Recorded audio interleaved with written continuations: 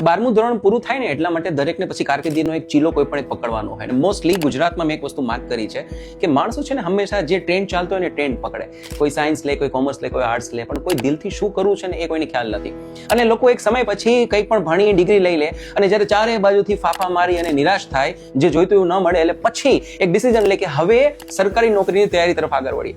મિત્રો, આટલો બધી વાર શા માટે? મેં એવા લોકો જોયા છે જે BA પૂરું કરે, MA પૂરું કરે, PhD પૂરું કરે અને બાદમાં સરકારી નોકરીની તૈયારી કરે. આના કરતા શું એવું ન થઈ શકે કે 12 ધોરણ પછી જ આપણે એ રસ્તો પકડી લઈએ જે રસ્તો ન માત્ર પ્રેઝન્ટ છે, ફ્યુચર છે. તમારે જો આખી જિંદગી માત્ર કામ જ કરવું હોય તો જે કરો છો તે કર્યા રાખો, પણ કામ નહીં, આ સમય કારનામા કરવાનો છે. સાચે જ જો જીવનને એક્સ્ટ્રા ઓર્ડિનરી જીવવું હોય અને સાચે જો સક્ષમ વ્યક્તિ તરીકે ઉભરીને બહાર આવવું હોય તો મિત્રો સરકારી નોકરીની તૈયારી અત્યારથી શરૂ કરી દો. જુનાગઢમાં નોબલ યુનિવર્સિટી એક બહેતરીન programme BA with competitive examination એક પ્રોગ્રામ આવી રહ્યો છે અને એ પ્રોગ્રામ આજે વર્ષોથી તે ચાલી રહ્યો છે અને એ પ્રોગ્રામમાં કેટલાય લોકો પોતાને એનરોલ કરી પોતાનું જીવન બનાવી ચૂક્યા છે. રાહ ન જુઓ, બહુ બધું વિચારશો અને જો સમાજના ચીલા ઉપર માત્ર ચાલવાનું ચાલુ રાખશો તો એ જ મળશે જે સમાજ આપશે. પણ જો તમારે સાચે ઉદાહરણ બનવું હોય કે લોકો તમારી સામે આંગળી ચીંધીને કહે કે આના જેવું બનજે, નાઉ ધીસ ઇઝ ધ ટાઈમ, તો તમારે ડિસિઝન લેવું પડશે.